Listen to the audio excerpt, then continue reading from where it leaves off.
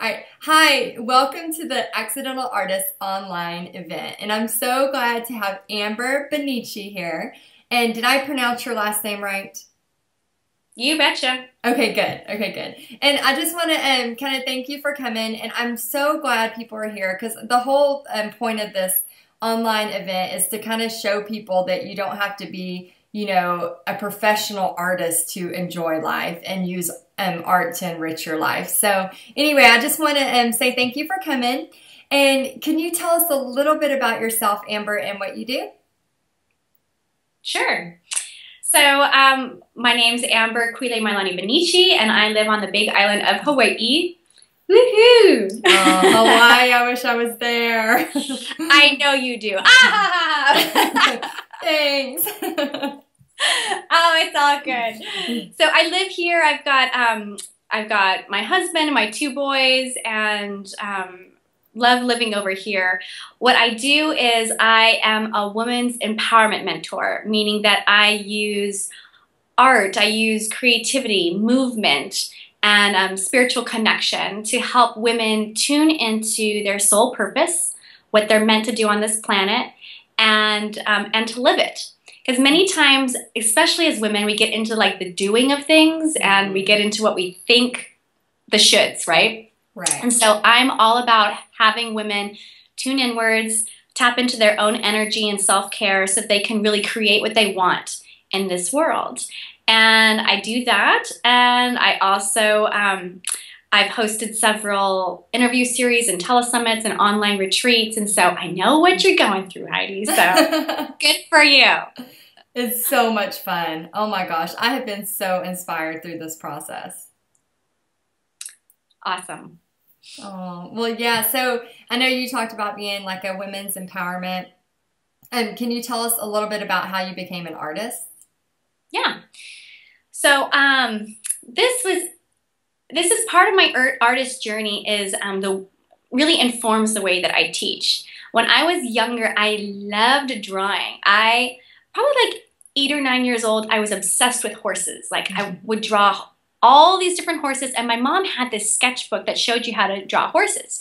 So I would spend hours and hours and hours drawing them. And I remember really loving that.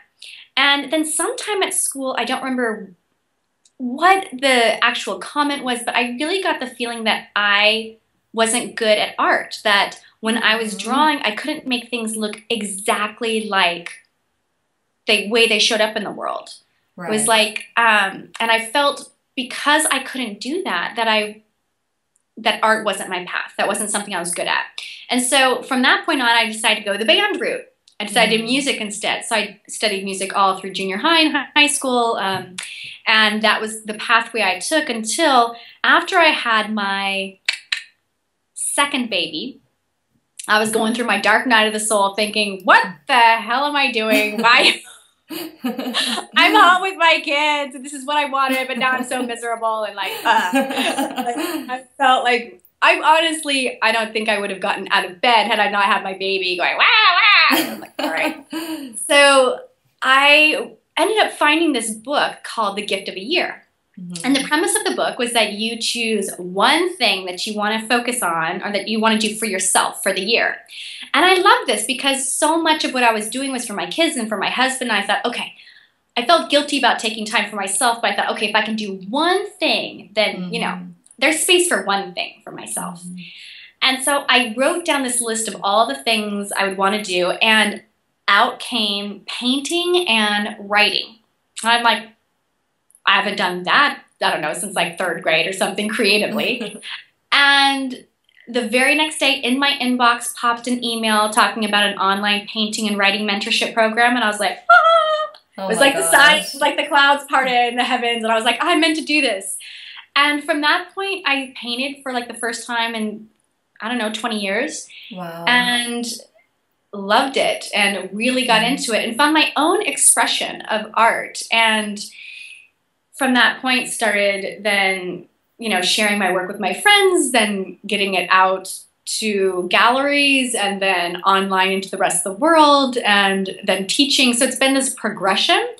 But I remember thinking when I was younger, I am not an artist. And so for you to ask about my artist journey, it's like, oh, now my passion, like I really, like you, want everyone to know that we are all artists. Like we all have this gift in us. And it may not look like someone else's gift. Right. Your drawings may look completely different, but that doesn't mean that they're any less amazing or creative or inspired in the moment. Yeah, that's so true. I know. I just want people to know, you know, if you can't draw, that doesn't matter. You can still create, even if it's with music or with acting or just, you know, gardening, whatever, you know, something that kind of gets that creative spirit out. So that's great. So, Amber, what is your favorite thing to do in the art world? You know, like most artists, I love a little bit of everything. So you're right. We love it all. It's like, oh, there's this and there's this and there's this. So many things. Gosh, that's really tough for me to choose my absolute favorite. Right now, I guess what's really making my soul sing is I am studying Hawaiian dance, hula. Oh, fun. And I've been dancing for 7 years now, the hello, and I love the combination of movement and telling a story, so getting into my emotions and telling a story, and at the same time learning another language, doing it in another language, and connecting to my spirit, letting my spirit express who I am through movement. So that, I think, oh, it's so hard to choose one because I love painting too. I'm just throwing that in. I love painting too. The good news is you don't have to choose one. We can choose them all. I know. Why are you even asking that question? It's terrible. Yeah, I love seeing the different artists and kind of what they would pick. You know, like if they could only choose one. But the good news is we don't have to. And I like that you chose dance. That's cool. I used to do belly dancing. I wasn't any good at it, but I had so much fun doing it. That's so funny. I was never good. I wasn't good at it. But that's part of it too, is I think that there's this myth that as an artist that it's like you have this inborn gift and then it's there, right? I believe for some people that's true, but I believe that art is just like anything else we study in school, and that most kids, they stop studying art like when they're 9 or 10 years old, and that's kind of where people's drawing skills are still at, you know, within their adult life, because they didn't continue studying it, right? So just like any other subject, there are tools, techniques, things to do to open you up and into that creativity. So I think that's a myth, thinking that art is something that's like only bestowed upon a certain few. Right. I totally agree with that. So who inspires you, Amber? Who inspires me? I'm inspired by a lot of different people. My painting mentor, Shiloh Sophia. She. You have a painting mentor? I do. Oh, I didn't know you could have one of those. I want one. Oh, you're so funny. I have a mentor in a lot of areas of my life. I have a painting mentor. I have a mentor for my spirituality. I have a mentor for my business. I believe that in order to create and birth the life that we want, that for me, if I'm just looking at like what's comfortable and what's working for me, then I'm only going to stay here. But if I have other people who are living an extraordinary life, then they inspire me to live that way too. Right. So Shiloh Sophia is my painting mentor. Mary McDonald is my writing mentor, who I love her. And as far as my spirituality, I'm connected to a lot of different people, but I love Gabby Bernstein and her stuff, and Marianne Williamson.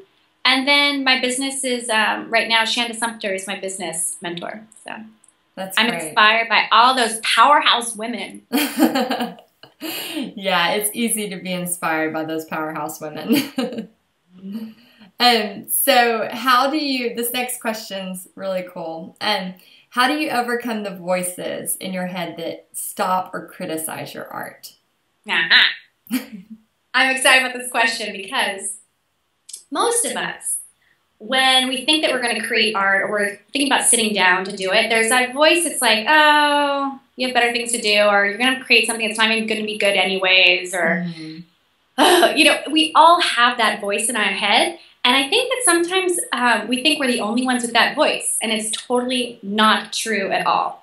And when I have worked with women in workshops or even my private clients, I always have them, there's some tricks I use to have them kind of turn that voice off for a little bit in order to be able to create, right? Mm-hmm. So today I want to share something with you, okay? So that we can do it right now. Oh, awesome. All right? Okay. So women, first of all, if you have a piece of paper, Heidi, I'm sure has emailed that you need to have a paper today. And then what we're going to do is we are going to draw that part of our head. Okay? Now listen, you don't have to be able to know how to do anything. I'm going to do really stick figure-ish so you can see that like it's cool to do whatever you want to do. But I'm going to take you down so you can look at my paper. Come with me. Okay, here we are, my paper. Yay. Heidi, can you see that? Yes. Okay, so we're going to draw, I'm going to draw like a little, my critic, okay? So I'm drawing upside down just so y'all knows. Okay, here's my head, and here you go, and here's the body. Okay, see, pretty basic, don't need much. I've got curly hair, so I'm going to make myself have some curly hair. We're missing your body. I can see your head. Oh, there we go. Okay. See, pretty basic, everybody. We're not requiring too much here.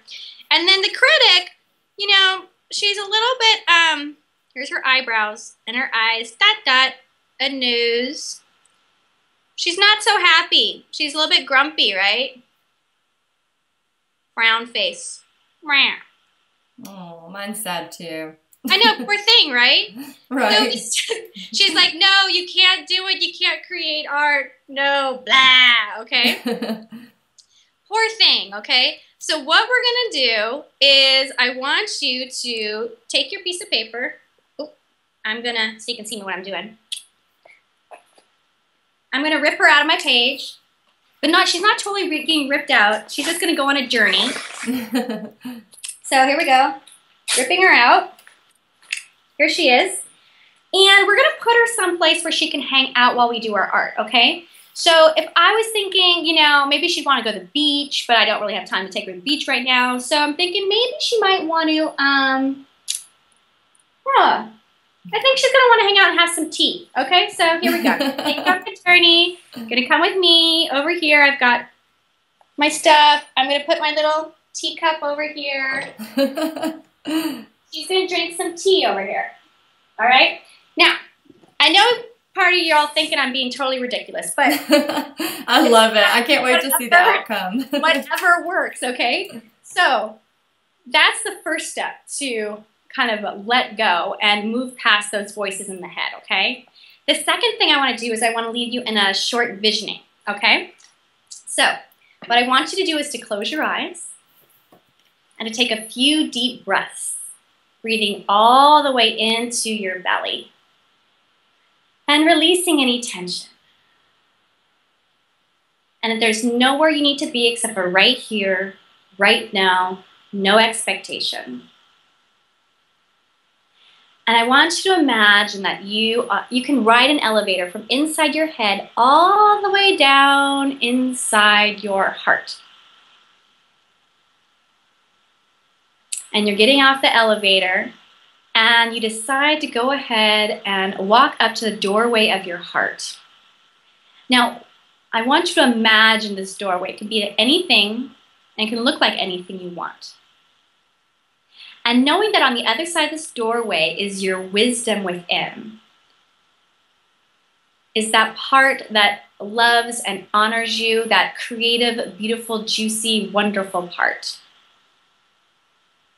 sometimes called the muse. And I want you to put your hand on the doorway, push open the door, and right through that doorway, notice that you're in a beautiful forest.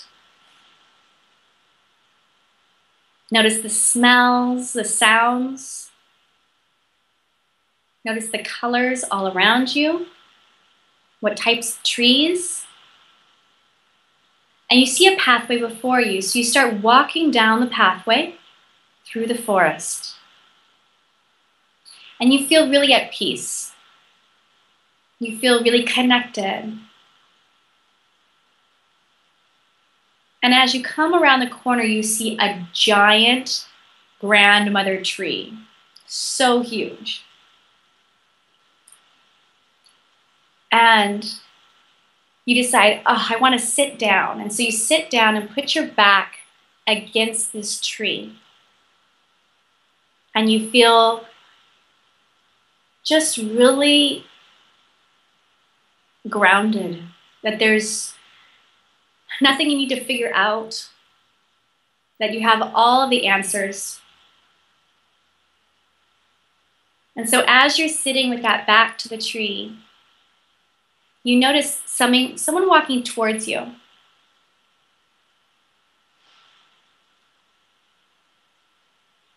And you figure out that this person, this being walking towards you, is your inner wise muse, your creative self. What is she wearing? And what does she look like? How is she walking?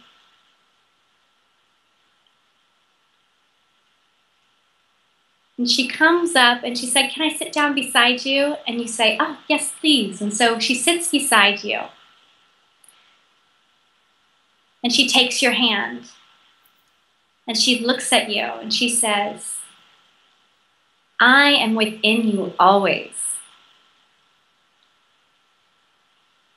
Whenever you feel like I'm not here, that's not true. We create and birth things together every day. And when you forget this, I want you to remember. And so from behind her back, she pulls out something and she opens her hands and gives it to you.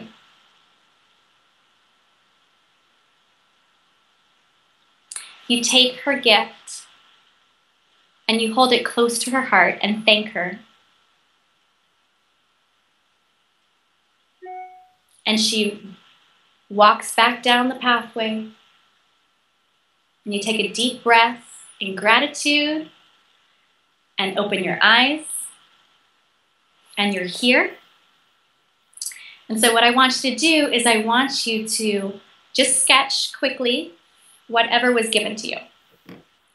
Don't try to make sense of it with your head.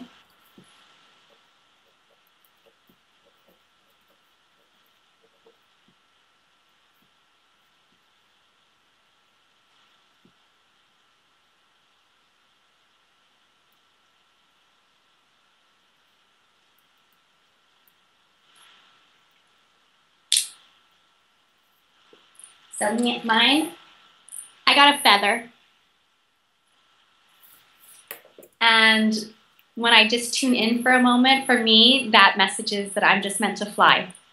That I don't need to worry about being like all the details of things, but just to let go and be free.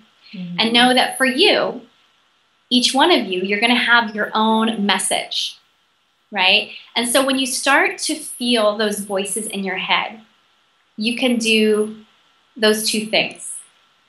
Acknowledge the critic and ask her to go someplace else. Mine's at a tea party. She's having tea. Yeah.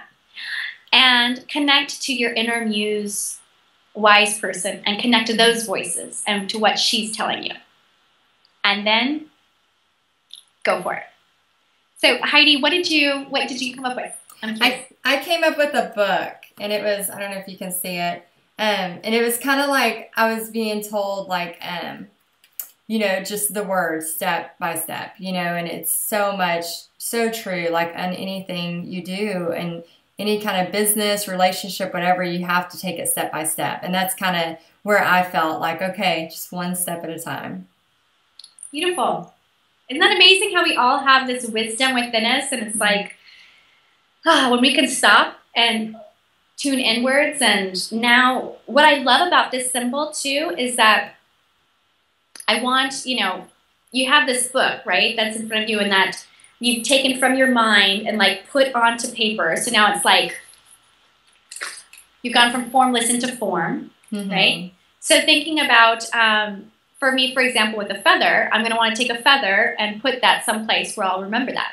Right. Yeah, so it's just another way to remind myself of the message that I'm getting from inside. Right. That's so cool. And you didn't say she handed a book at any time? Mm-mm. That's so weird. No, everyone, I guarantee, I'm not talking to everyone else out there, you all had your own symbol. And it's exactly what you need. Mm-hmm.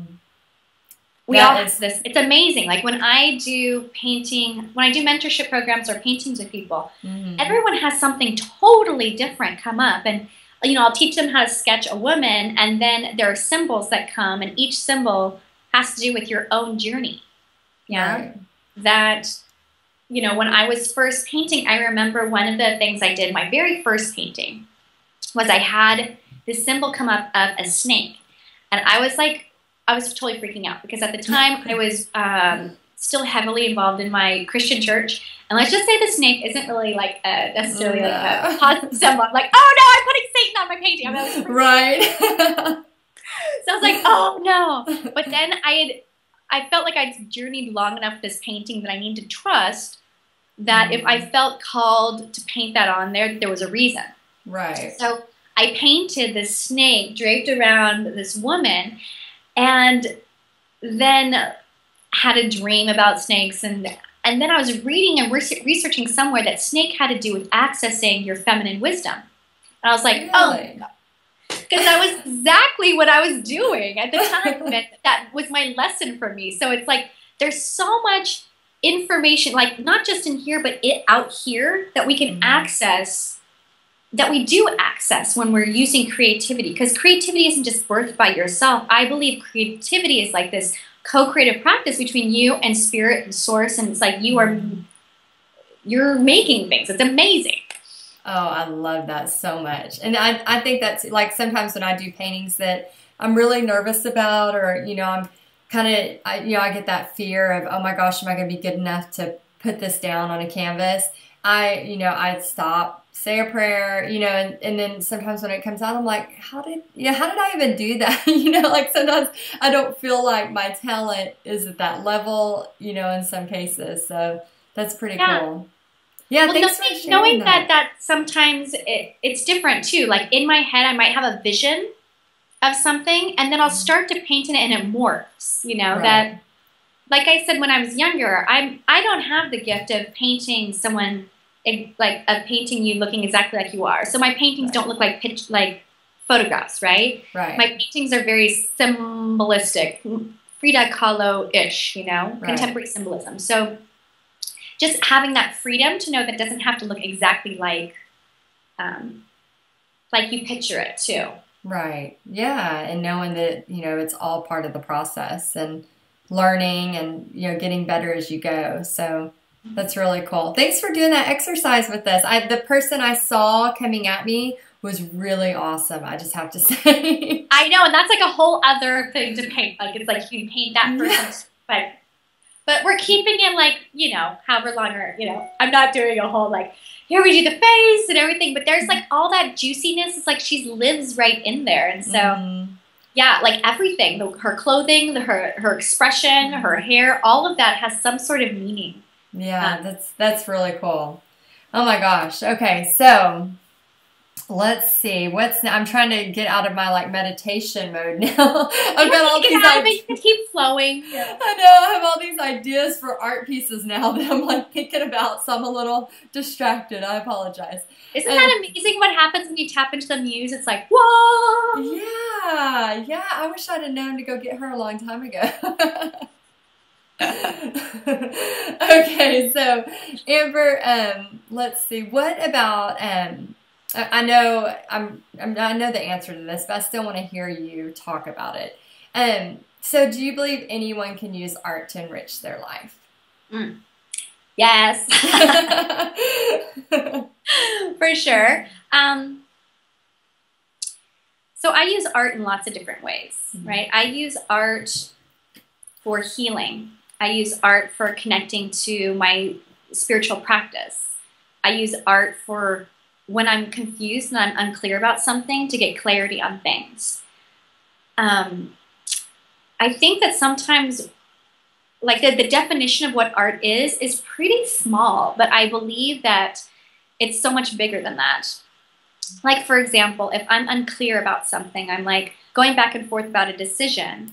What I'll do is I'll, write my intention of like, okay, show me the answer. And then like I can do anything. I can either start collaging, I can start dancing, I can start just painting with whatever colors I feel like. And it's like, that's like a direct access point into your intuition, into your inner knowing. And you're going to get an answer, right? So that's one thing with finding clarity. I started my art on the pathway to healing. So for me, it was looking at the things in my life that I didn't like about myself, things that times I'd given up my power to other people in order to make them happy, times that I had, just put myself at the bottom of the bucket, right? Right. And so for me, part of it too is like my paintings in the very beginning especially are about my inner healing. That, I start with, same thing, I start with an intention, and it might be, show me how to open my heart. And then whatever colors call to me, I'll put them in. So same thing if you're journaling. You can do this with a journal too. It's like you can write down, show me how I can open my heart. And you might just write whatever feelings you have, emotions you have down, and then take whatever colors, crayons, and just scribble all over the page. And then notice what comes up. Then maybe you can glue a leaf on, or you can glue some, whatever comes up. You can paint, you can put magazine things on top of it. There's so many different ways to use art to empower yourself, to grow, to expand. That's great. Yeah, and that gets into the next question, the advice you would give someone if they're just starting out, people who have never experienced art, or maybe they were told when they were in second grade that, their art wasn't very good, and now they've, never done it since then. Yeah. So, just the advice on, if you have any words of wisdom on, what would you do to tell somebody how to start? Okay. There are a couple of things I have. One is that the critic, we already talked about those voices in your head. So you can, take her to a tea party like I did. You could also, I have like a no critic zone, in my area where it's like I have my door, and I'll actually walk outside the door and I'll say, thank you very much. You can stay out here. I'll come in the door and I'll close the door. And if I notice when I'm creating her coming up, they'll be like, oh, you're not supposed to be here. You're supposed to be outside. So I love that. Like, you make her like almost a real person. So it like she is put her in her place, right? And go about your business. Right? Because what she's doing, the critic is really wanting to protect you from getting, ridiculed or whatever that is, right? And so knowing that when you're first creating and you're starting out and all that stuff, there's no space for that, right? There's not space for that, and to be able to still be in your creativity and into your bliss, right? So first, putting the critic aside. As far as starting off, I say like totally take the pressure off. Like, set your intention of creating, not to like I want to make something look a certain way, but like maybe your intention is going to be to feel joy. Maybe your intention is going to be to explore. Okay, or if like you're someone that likes to control things a lot, maybe your intention is going to be just to kind of let go a little bit, right? So give yourself intentions that feel right for you, that aren't about goal driven, but it's more about the journey, right. Like that you're enjoying the process. And then choosing something that's easy, right? Starting off, as far as whatever makes you feel safe, step by step. There's so many wonderful teachers and things that you can do. I mean, you can color starting off. You can take a composition book, like I have, and just collage. There's all sorts of different things you can do starting off. But do what you're called towards, that feels juicy to you. And then the last bit of advice I have is don't share it with anyone at first. Right? Like this is like the support part, okay? There are people that are going to love you and love your art, and there are people that will hate your art. And I have this, and my art sold internationally around the world, and I'm an award-winning artist, and I still have people that do not like my art. Oh And my when I gosh. first started, that would have completely devastated me. Like if someone had said, "Oh my gosh, that looks so awful," I would have never painted again. I would have just been like, okay, and been right back into that space. So think of this like creativity as your baby, right? You have your baby. You're not just going to let anyone hold your baby, you know, or you're going to make sure they use hand sanitizer or whatever, right? Don't just hand the baby off. Be careful about who you give your baby to. Right. It's the same thing with your creativity. When I first started, I had a sheet over my painting. I didn't allow even my family to come inside and see my work until I felt comfortable enough. And then I only share with people who I knew were going to say, "Oh my gosh, that's amazing. You're awesome." So like for me, when I first started painting, I had a coming in ceremony where and this was petrifying for me, but like I invited just my really good friends who I knew would like love me up. And I had a little ceremony. I showed my art and they're like, "Oh my gosh, you're amazing." I'm like, "Oh, thank you." And then then I got brave enough to like share it. That my next step was like doing a blog, and I was like so scared when I hit publish, but I did that. And then, you know, getting feedback from people, I was like, "Okay, good job, you know." And going out into a gallery, right? So it was like these little baby steps, but I didn't just like completely jump into where I am now, where if someone comes up and says they hate my work, I would be like, "That's fine." Like I want you to think about artwork, right? If you look at artwork, there's some artwork that you're like, "Oh," and it touches you and you feel so connected. And other artwork, you're like, "I could do that. It's just paint splatter on a wall." Or, you know what I mean? There's things that you connect to and things you don't. So know that everyone is subjective. And so protect yourself with that and find the support that's going to help you continue your creativity. Yeah, that's wonderful. I know, like, if I have something that I want praise on, I immediately call my mom because I know no matter what it is, the littlest thing or the biggest thing, she's going to be like, "Oh, that's wonderful, honey," you know, and then I know if I want something critiqued, I'll call my husband and, you know, I can tell him the same thing and he'll like, you know, go back and forth with me about it. So like, I'm kind of like that too with certain things, you know, you go to the people you want and you feel safe with at certain times. And then you go to the other people when you know you need kind of a more honest answer because, you know, your mom's going to say, you know, the nice stuff to you. So yeah, that's so true. Yeah. Well, it's also looking at support in a different way. Right. Looking that, for me, I used to have a lot of friends, and my journey has shifted quite a bit. My friends have shifted quite a bit from when I started creating. But when I first started till now, it's like now when I look for support, I want people who are going to be honest, but also hold me up into my greatest vision. That my accountability partners, my sisters and my women's circle, my friends, my true friends, know that if I'm feeling sorry for myself or I'm like, "Oh, my work it just looks terrible," they're going to say, "That's bullshit. Like, you were called to create that, and so you go create that," right? So it's having the support, too, that sees you in your greatness and holds you up to that, too. And part of your greatness and your potential is your ability to create in the world, whether it's relationships, whether it's connection, whether it's blogs, whether it's businesses, whether it's art. We create. And so if I could just like embed this in you and so you could like soak it in everyone, right? I'm getting it soaked in for sure. How important it is to connect to that type of a group and to be in that group and to know that if you're not, that you're going to get pulled down. Yeah, you definitely. Noticing energy, right? Noticing if you hang out with some girlfriends and you leave, you're like, "Oh my gosh, I'm so tired." Let's bitch about something, right? And then other ones you feel all fired up and excited and inspired. It's the same thing with everything. Right. Oh yeah, that's so true. Yeah. Oh my gosh. Well, it has been so much fun having you on, Amber. And I know not only now that I've discovered my inner self, but I know lots of people out there are going to have such a good, positive feeling when they leave this talk. So thank you so much. And so do you have a free gift you want to talk about with our viewers?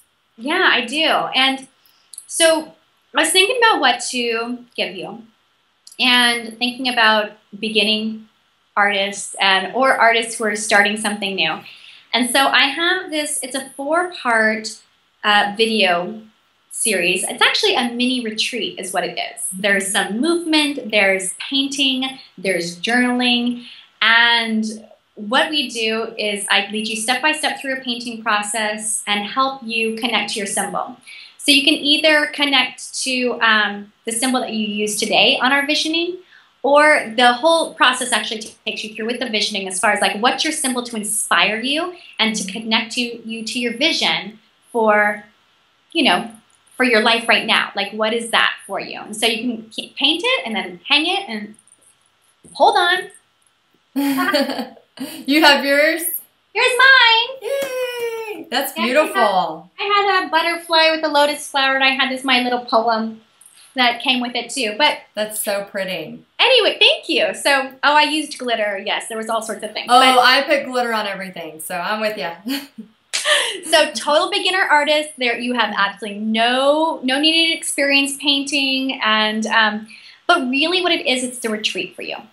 So, to take that time to tune inwards and to birth whatever creativity wants to come. So you're welcome to join me, and my gift to you, it's normally $249 on my website, but it's free for you because I love you. That's awesome. Thank you. And I will definitely be taking that retreat because that just few minutes of meditation there was amazing. So thank you, Amber. Well, I have had so much fun, and I can't wait to just kind of hopefully see where this artist relationship goes, and hopefully we can collaborate in the future, and just look forward to it. So thank you so much for being here, and I hope you have a great day. Thank you.